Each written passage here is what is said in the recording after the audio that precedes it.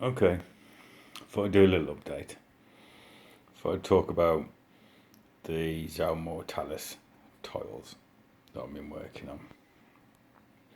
I mean, initially, I was going to zoom about a bit. This is the box art. So that's what the box art looks like. So I thought I'd try something like that.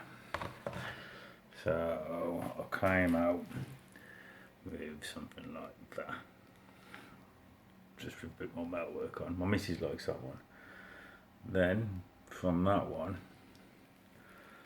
I tried something like that.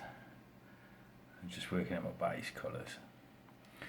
Didn't quite settle on that. Then I thought because I'm building a Gene Stealer gang, and because the colour wheel said bluey violet is a good contrast for that, I made that one.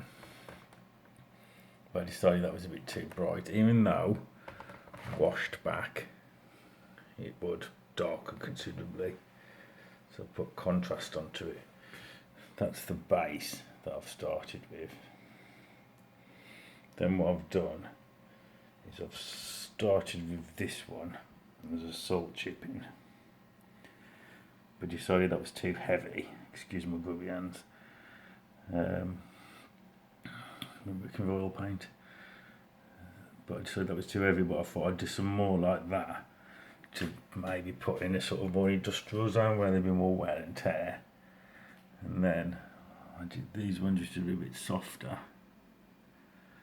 And then I've eventually been starting to weather up this one.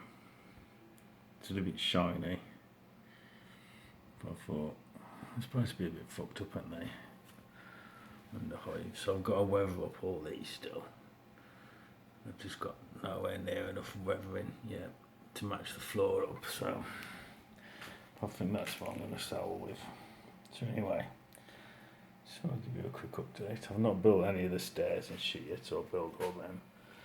Got a bit of those built.